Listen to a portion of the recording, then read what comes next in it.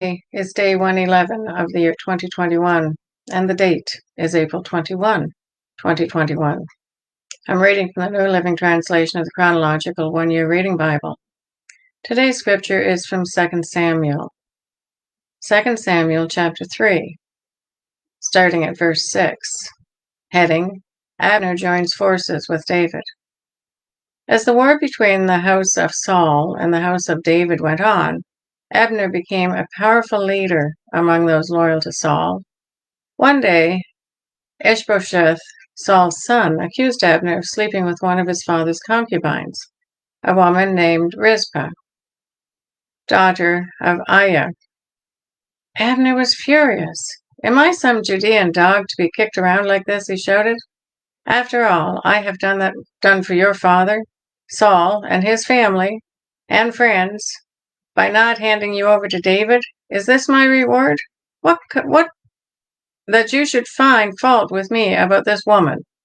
May God strike me and even kill me if I don't do everything I can to help David get what the Lord has promised him. I'm going to take Saul's kingdom and give it to David.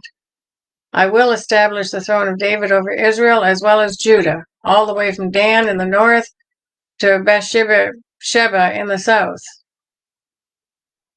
Ishbosheth didn't dare say another word because he was afraid of what Abner might do. Then Abner sent messengers to David, saying, "Doesn't the entire land belong to you? Make a solemn pact with me, and I will help turn over all of Israel to you." "All right," David replied, "but I will not negotiate with you unless you bring back my wife Michal, Saul's daughter, when you come." David then sent this message to Ishbosheth, Saul's son: "Give me back my wife Michal, for I bought her with the lives of 100 Philistines." So Ishbosheth took Michal away from her husband, Palti, son of Laish. Palti followed along behind her as far as Bahurim, weeping as he went. Then Abner told him, "Go back home." So Palti returned. Meanwhile, Abner had consulted with the elders of Israel. "For some time now," he told them, "you have wanted to make David your king. Now is the time. For the Lord has said, I have chosen David to save my people Israel from the hands of the Philistines and from all their other enemies." Abner also spoke with the men of Benjamin.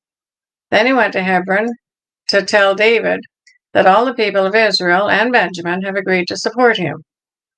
When Abner and 20 of his men came to Hebron, David entertained them with a great feast. Then Abner said to David, "Let me go and call an assembly of all Israel to support my lord the king. They will make a covenant with you to make you their king, and you will rule over everything your heart desires." So David sent Abner safely on his way. Heading, Joab murders Abner. But just after David had sent Abner away in safety, Joab and some of David's troops returned from a raid, bringing much plunder with them. When Joab arrived, he was told that Abner had just been there visiting the king and had been sent away in safety. Joab rushed to the king and demanded, "What have you done? What do you mean by letting Abner get away? You know perfectly well that he came to spy on you and find out everything you're doing." Joab then left David and sent messengers to catch up with Abner, asking him to return. They found him at the well of Sirah and brought him back, though David knew nothing about it.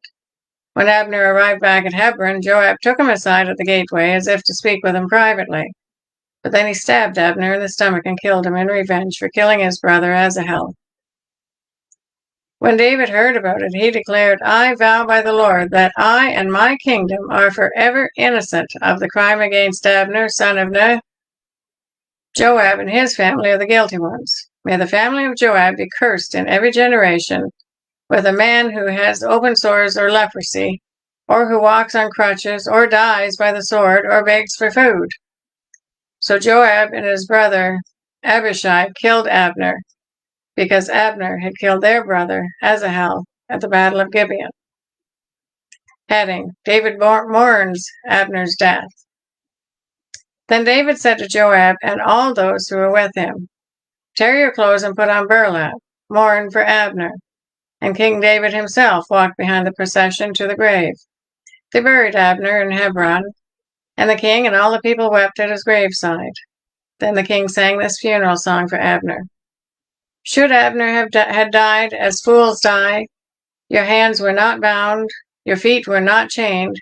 No, you were murdered, the victim of a wicked plot. All the people wept again for Abner. David had refused to eat anything on the day of the funeral, and now everyone begged him to eat. But David had made a vow, saying, "May God strike me, and even kill me, if I eat anything before sundown." This pleased the people very much. In fact, everything the king did pleased them. So everyone in Judah and all Israel understood that David was not responsible for Abner's murder. Then King David said to his officials, "Don't you realize that a great commander has fallen today in Israel? And even though I am the anointed king, these two sons, Uriah, Joab, and Abishai, are too strong for me to control. So may the Lord repay these evil men for their evil deeds." 2 Samuel chapter 4, starting at verse 1. The murder of Ishbosheth. When Ishbosheth, Saul's son, heard about Abner's death at Hebron, he lost all courage, and all Israel became paralyzed with fear. Now there were two brothers, Baanah and Rechab, who were captains of Ishbosheth's raiding parties. They were sons of Rimmon, a member of the tribe of Benjamin, who lived in Beeroth. The town of Beeroth is now part of Benjamin's territory, because the original people of Beeroth fled to Gitaim, where they still live as foreigners. 2 Samuel chapter 4, verses 5 to 12. One day Rechab and Baanah, the sons of Rimmon from Beeroth, went to Ishbosheth's house around noon as he was taking his midday rest. The doorkeeper, who had been sifting wheat, became drowsy and fell asleep. So Rechab and Baanah slipped past her. They went into the house and found Ishbosheth sleeping on his bed. They struck and killed him and cut off his head. Then, taking his head with them, they fled across the Jordan Valley through the night. When they arrived at Hebron, they presented Ishbosheth's head to David. "Look," they exclaimed to the king, "here is the head of Ishbosheth, the son of your enemy Saul, who tried to kill you. Today the Lord has given my lord the king revenge on Saul and his entire family." But David said to Rechab and Baanah, "The Lord who saves me from all my enemies is my witness. Someone once told me Saul is dead, thinking he was bringing me good news. But I seized him and killed him at Ziklag. That's the reward I gave him for his news. How much more should I reward evil men who have killed an innocent man in his own home and on his own bed? Shouldn't I hold you responsible for his blood and rid the earth of you?" So David ordered his young men to kill them, and they did. They cut off their hands and feet and hung their bodies beside the pool in Hebron. Then they took Ishbosheth's head and buried it in Abner's tomb in Hebron. That is the reading for day 111. God bless each and every one of you, and may God be with you until we meet again.